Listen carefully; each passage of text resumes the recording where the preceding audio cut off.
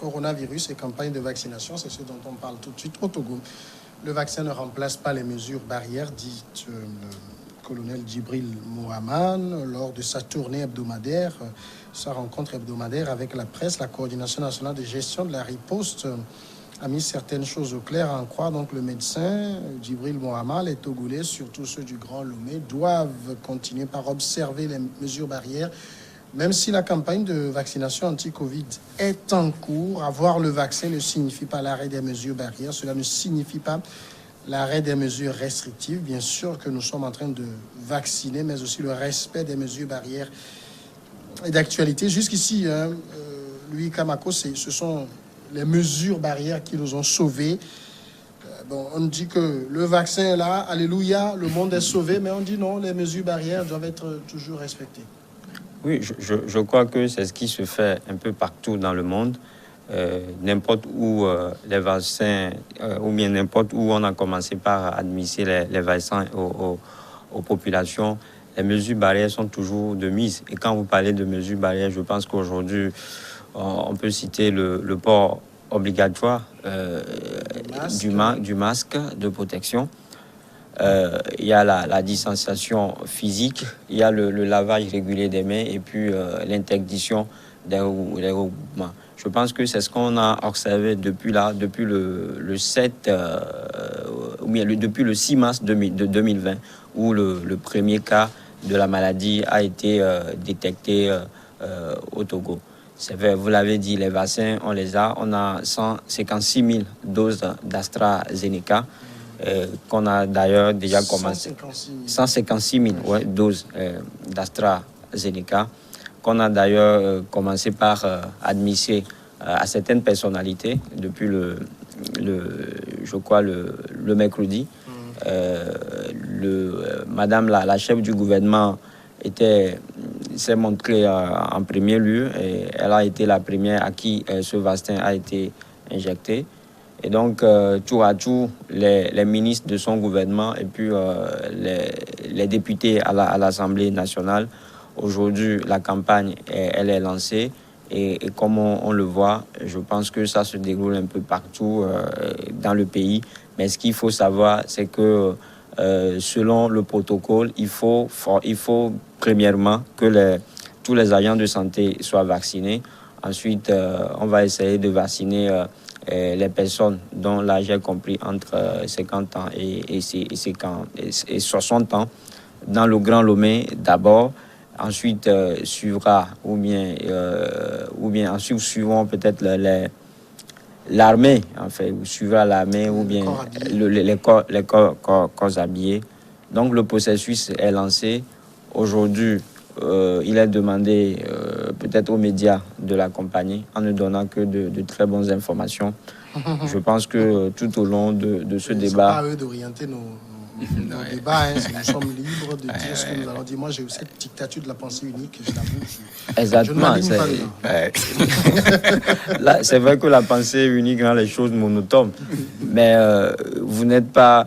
Vous ne me direz pas que vous n'avez pas vu ce communiqué de l'autorité qui nous régulise, qui nous interdit en fait de parler de ce sujet en émission, débat, parce qu'on se dit que nous ne sommes pas des spécialistes du domaine. Ouais.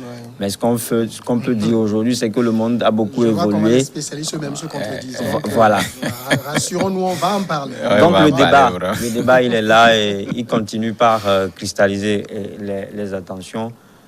La campagne, ça a démarré et on a vu beaucoup de personnalités qui sont déjà passées par là. Pourquoi on se vaccine? C'est pour une question simple, une réponse simple. En fait, se vacciner, c'est pour éviter en fait que vous ayez le virus. Dans un premier temps, que vous ne faites pas.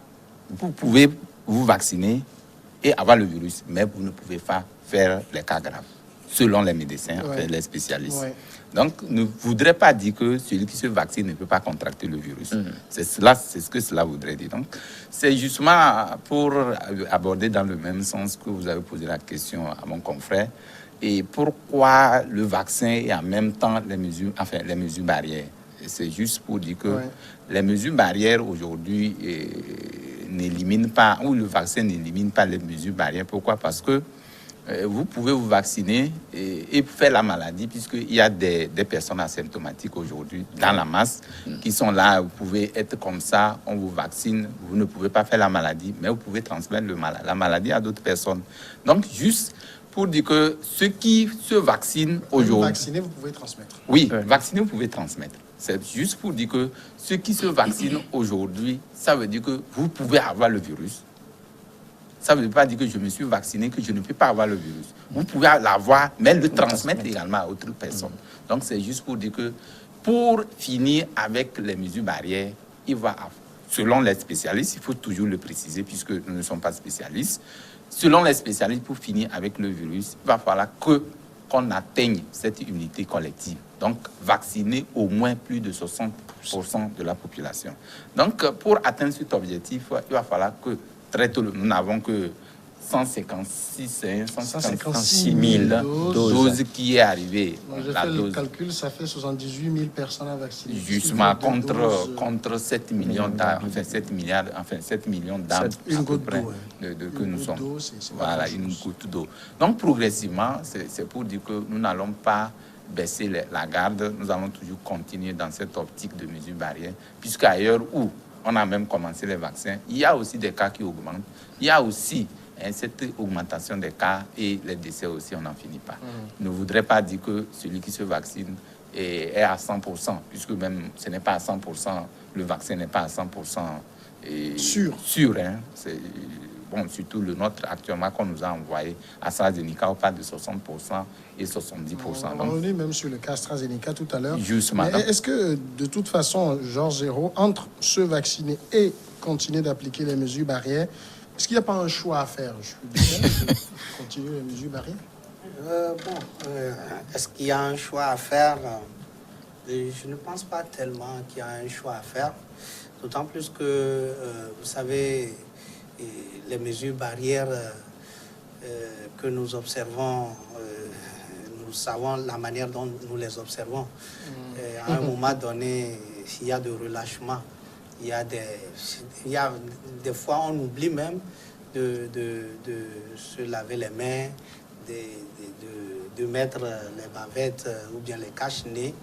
Ou carrément, il y a certains même qui ne savent pas que c'est cache-nez, ils font des cache-bouches. Donc, je ne pense pas que l'un ou l'autre, c'est un choix. C'est plutôt, comme on le dit chez moi, beaucoup de viande ne gâte pas la sauce. Et c'est d'ailleurs mieux que d'avoir le vaccin et de continuer par pratiquer les mesures barrières. Vous savez, aujourd'hui, il y a beaucoup de spéculations au niveau de la population. Et c'est normal. Ces spéculations prouvent que la population s'intéresse à ce qui les concerne, leur santé. Vous savez, les autorités en charge de la santé, moi je pense que ils doivent saisir cette opportunité, cette occasion, parce que les gens sont vraiment intéressés, ils veulent comprendre, ils veulent savoir. Les gens sont sur les réseaux sociaux, les gens sont sur... captent les radios, les télévisions, sur les médias, c'est pour comprendre mieux cette histoire de vaccin. Puisque aujourd'hui, ce qui se discute au niveau de l'opinion, c'est que les vaccins, comme ça ne protègent pas, comme ça ne peut pas permettre d'enlever les cache-nez, alors ce n'est pas bien, ce n'est pas... Comme je viens de le dire, les vaccins, c'est pour éviter les cas graves. C'est-à-dire que vous ne développez pas les cas graves. Puisque les cas graves n'est pas facile à contrôler. Puisqu'il n'y a pas un médicament qui est approprié. C'est vrai qu'on dit que c'est pour ne pas développer les cas graves. Mais je signale déjà que par rapport à cette pandémie, les cas graves sont très mineurs. Très mineurs parce que dans le fond, à 85% on guérit sans symptômes. Et les cas graves sont très, très mineurs. Oui, et ces mineurs-là, c'est des gens, il faut les protéger. On ne sait pas qui va développer les cas graves. Et donc, on ne peut pas sélectionner ceux qui vont développer les cas graves pour les vacciner. Donc, vous convenez avec moi qu'il faut protéger, comme il vient de le dire, il faut arriver à avoir l'unité collective. Et les Européens, les Américains, en fait, quand c'était commencé aux États-Unis, c'était au temps de Donald Trump, ils ne croyaient même pas. Aujourd'hui, les États-Unis sont à plus de 25% de taux de vaccination, les Européens. Mais est-ce que nous, en Afrique, on va attendre pour que peut-être quand les gens là vont arriver à l'unité collective, c'est en ce moment que nous allons commencer. Donc, ce que je me dis aujourd'hui, c'est qu'il va falloir que nous puissions nous faire vacciner pour protéger, pour nous protéger et protéger les autres. Louis Kamako? Oui, la vaccination, c'est ce que impose aujourd'hui l'OMS, l'Organisation mondiale de la santé. Et le Togo est dans cette logique. Le dimanche, vous avez pu constater que l'AstraZeneca qui nous a été livré a été également livré à 17 pays. Donc, on ne fait que suivre, malheureusement. Maintenant, là où le débat se pose, c'est que l'Afrique aurait pu se réveiller tôt et ne pouvait pas peut-être se positionner maintenant dans ces histoires de vaccins. On a vu le travail remarquable qu'ont fait les médecins traditionnels du Madagascar avec le fameux Covid organique qui a été présenté à pas mal de chefs de l'État qui malheureusement ne l'ont pas soutenu. Et on sait comment est-ce que c'est le drame de l'Afrique en fait. C'est-à-dire qu'on n'a pas confiance en nos propres productions. Le Made in Africa ou bien le produit local, la consommation locale n'est toujours pas d'actualité. On a toujours cette tendance-là. On croit toujours que le blanc, vous m'excusez, on croit que le blanc c'est la puissance, le blanc c'est un demi-dieu. Malheureusement, on est encore arrivé à cette étape parce que pour une pandémie comme la Covid-19, dont la virilité n'est pas aussi développée en Afrique, on aurait pu peut-être se concentrer, prendre le temps de trouver des remèdes et demander en fait à ces Occidentaux-là de venir chercher le remède chez nous. Malheureusement, ça n'a pas été le cas. On a vu qu'ici, il y a un comité scientifique qui a été mis en œuvre. Je parle justement de nos universités. Et on ne sait pas où ils en sont. Finalement, c'est à un moment donné, ils ont exigé des moyens financiers, mais heureusement, ces moyens-là, on leur a été trouvés, mais à la dernière minute, on ne sait pas là où ils sont. Aujourd'hui, c'est le vaccin, je dirais, qui nous est imposé et qui malheureusement continue pas à faire débat parce que le vaccin dont nous parlons, AstraZeneca, a été déjà rejeté ailleurs. Et aujourd'hui, on nous dit que c'est ce qu'il faut. Il y a la panique, il y a la psychose, il y a cette réticence-là de la population. Est-ce qu'il faut se faire vacciner? Et vous avez bien fait de poser la question. Est-ce que si on nous dit que la maladie à 80% se guérit toute seule, est-ce qu'il faut aujourd'hui forcément se faire vacciner? Voilà tout un tas d'interrogations qui trottinent dans les têtes. Mais ce qu'il y a, c'est que si on a quelque chose à reprocher, c'est justement à nos experts, à nos chercheurs et scientifiques en Afrique qui n'ont pas pu prendre le devant de la chose, qui n'ont pas pu nous faire sortir un remède pour cette maladie. Donc, comme je le dis, c'est le vaccin aujourd'hui, c'est la solution magique. On ne peut que se fier à cela, malheureusement. Oui.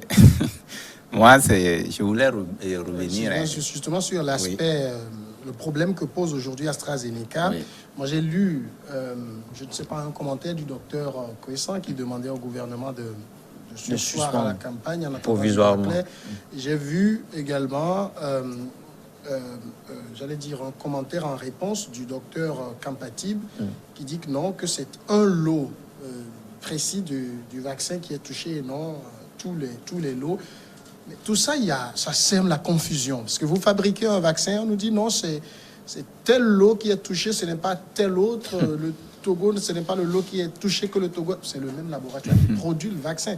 Est-ce que face à ces informations, on est rassuré, nos autorités ne s'expriment pas? Non, non. À mon avis, ces informations, il faut quand même qu'on aille vers les sources officielles. Qui sont celles que nous a présentées l'OMS. Puisque le vaccin, dans le cadre COVAX, ce n'est pas le Togo qui a choisi ce vaccin. En fait. Oui. Vous savez que c'est l'initiative COVAX qui a sorti AstraZeneca pour la plupart des pays de l'Union africaine. Bon, pas seulement africain, hein. Ce n'est pas seulement AstraZeneca, c'est pas seulement. COVAX ne concerne pas seulement. Oui, COVAX ne concerne pas seulement les pays africains, c'est les pays qui n'ont pas les moyens. Même en Europe, il y a quand même les produits COVAX qui vont. Donc aujourd'hui, ici, dans l'initiative COVAX, l'OMS certifie AstraZeneca qui devait être administré ou qui devait être utilisé par les pays qui sont inscrits dans cette initiative. Je ne pense pas que les études sont faites de façon beaucoup aléatoire. Donc on est allé au fond de ce dossier. Et selon ce que Samuel vous avez dit tantôt, il y a quand même, vous savez, tout vaccin quand même a ses effets indésirables. Ils ont fait une transposition parce que je crois qu'en quel pays là, quand on a vacciné, il y a une frange de la population, quelques personnes, je crois sur 100 000 actuellement. Souvenez-vous que c'est 100 000 personnes qui ont été vaccinées avec AstraZeneca. Donc sur les 100 000, les cas de complications n'atteignent pas au moins 2 000. Ouais, par exemple, au niveau du Danemark, on parle de 3 millions de vaccinés. Voilà. Et il y a 9 cas de complications. De complications. Des effets secondaires. Mais ce que je dis, c'est qu'elles n'auraient pas eu ça si elles n'étaient pas vaccinées. Voilà. C'est vrai, on peut dire c'est 9 sur 3 millions. En fait, mais elles n'auraient pas eu ça si elles n'étaient pas vaccinées. Qu'on est vacciné ou pas, il y aurait des décès. Il y aurait des décès. Ce n'est pas parce que vous êtes vacciné. Un jeune homme. Oui. Il y a un cas que je ne sais plus si c'est en Italie. Un jeune homme bien portant. Oui. Qui allait se faire vacciner. Oui. Et qui décède 24 heures après. Il serait mort de toute façon. Dans tous les cas, la mort existe. Non. Et qui vous dit que c'est le vaccin qui l'a tué? Il a été vacciné. Oui. Il y a eu des complications quelques heures après et il est décédé. C'est justement pour ça que nous parlons des effets secondaires accrus chez ces personnes. Oui, donc c'est le vaccin. Oui, je ne refuse pas. Mais ils sont combien? C'est pas parce que sur 1000, il y a une personne qu'on dit ne vaccinez pas. Est-ce qu'on va minimiser le nombre? Parce que c'est 9 sur 3 millions. Donc les 9, bon, c'est justement... on ne regarde pas ça. Non, la question n'est pas là. La question aujourd'hui, c'est que est-ce que les effets indésirables dépassent l'efficacité qu'on nous présente en termes de ce vaccin? C'est de ça qu'il s'agit. Alors, je ne pense pas que l'OMS aussi peut vouloir tuer sa population. Parce que, quoi qu'on dise aujourd'hui... Ce n'est pas la faute à l'OMS, ce n'est pas elle qui a fabriqué. Oui, bon, c'est elle qui certifie. AstraZeneca, c'est la certification. Je parle de la... britannique. Oui, mais la certification, je parle de la certification. Si l'OMS estime que ce produit présente des effets vraiment qui ne peuvent pas répondre, pourquoi aujourd'hui, avec des essais qu'on a eu, beaucoup de vaccins n'ont pas été validés ou n'ont pas été certifiés? C'est justement par rapport à leur dangerosité. C'est justement pourquoi nous disons que dans l'initiative COVAX, les produits qu'on nous présente, c'est vrai, AstraZeneca fait polémique. Eu égard, quand ça fait polémique, nous savons d'où ça vient. Vous savez, il y a des firmes qui fabriquent et qui font des concurrences, puisque c'est aujourd'hui le vaccin qui est le plus ventilé, qui est le plus accessible, par rapport à Pfizer, par exemple. Ouais. Pfizer n'est plus accessible. Donc, quand vous prenez AstraZeneca, la méthode de conservation est beaucoup plus souple que les autres vaccins. Donc, cela voudrait dire que ces firmes qui fabriquent aussi peuvent quand même chercher à faire à jeter des pots de banane pour qu'il y ait cette désinformation, pour que les gens ne s'y adhèrent et pour gagner le marché. Donc, c'est tout un flou. Donc, vous pensez à une guerre de communication? C'est une guerre de communication. C'est aussi une guerre comment vous appelez? Il n'y a pas que Pfizer, il n'y a pas que AstraZeneca sur le marché. Oui, vous avez Pfizer, BioNTech, vous avez Moderna, vous avez Johnson & Johnson, voilà. Sputnik V, Sinopharm. Tout on à a fait. une panoplie de vaccins. Mais pour le moment, nous disons, pour toute proportion gardée, nous demandons à ce qu'on adhère à ce vaccin. C'est vrai qu'il y a polémique autour de ce vaccin, mais s'il y a ces cas de complications accrues, je crois que l'autorité ne tardera pas peut-être à ce soir ou à suspendre ce vaccin. Danemark, Italie, Finlande, Estonie, en tout cas, plein de pays disent on arrête avec AstraZeneca. Ils ne se sont pas concentrés sur un lot précis. Disons, on arrête, on suspend AstraZeneca pour le moment. Est-ce que par précaution, l'Afrique qui s'est vue livrer AstraZeneca dans le cadre du COVAX ne devrait pas penser à quelque chose comme ça? Pas précaution. Vous avez dit qu'ils ont décidé de suspendre. Moi, je pense que c'est le Dharma qui dit pour 14 jours, bien quelque chose comme ça, l'administration de ce vaccin à sa population. Vous savez, moi, je ne suis pas scientifique. Je ne sais pas comment ça va se passer, mais je pense que les autorités ils vont communiquer par rapport à ça, puisque si c'était vraiment le même produit, je pense qu'il est bon de peut-être ne pas commencer.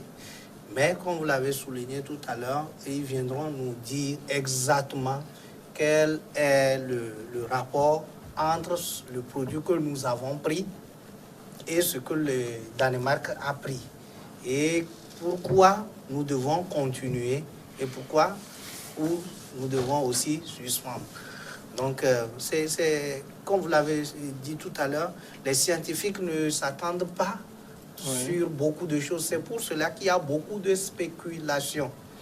Et aujourd'hui, comme il vient de le dire, il y a les firmes qui fabriquent, etc., ce qui fait que pour des raisons de concurrence, les gens peuvent glisser des fausses informations pour permettre aux gens de venir acheter leurs produits.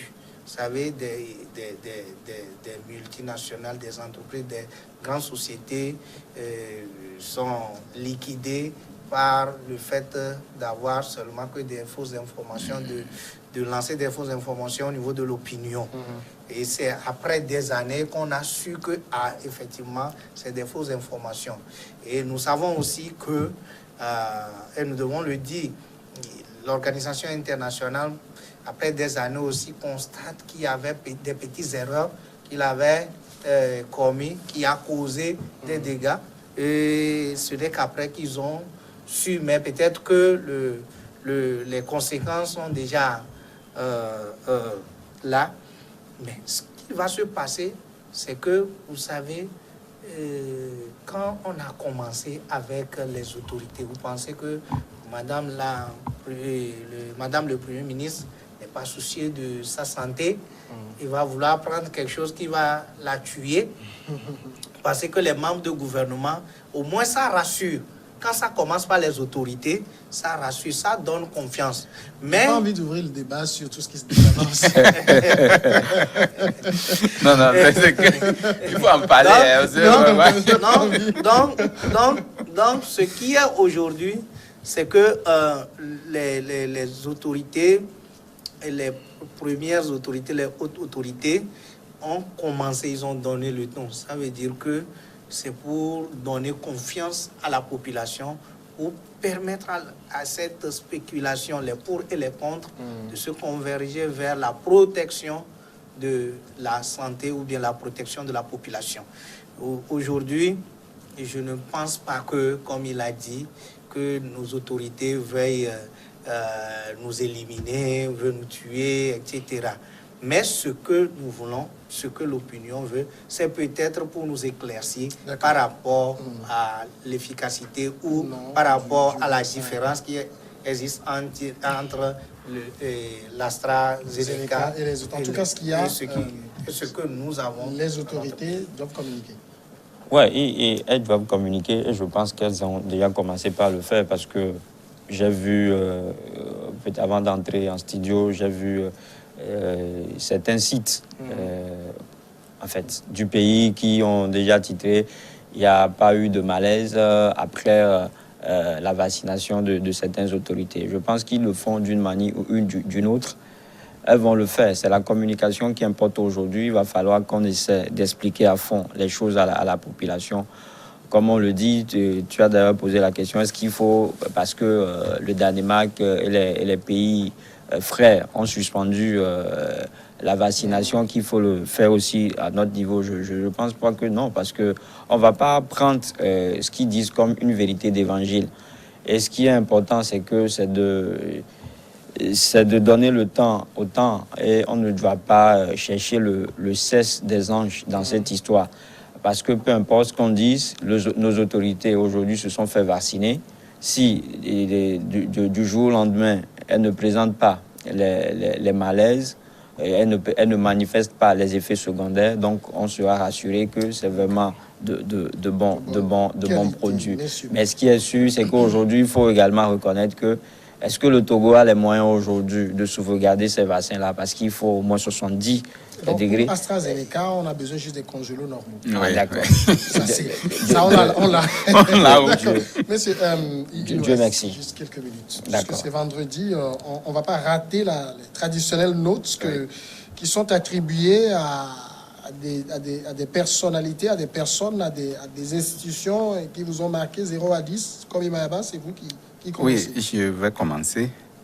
Moi, je vais donner, je crois, 9 sur 10. À qui, je ne sais pas si c'est à la présidence ou c'est au gouvernement. Oui, à la présidence. Parce que la note est à la présidence. Pourquoi? Parce que depuis un moment, l'affaire Rika Madougou a fait couler beaucoup d'encre de salive.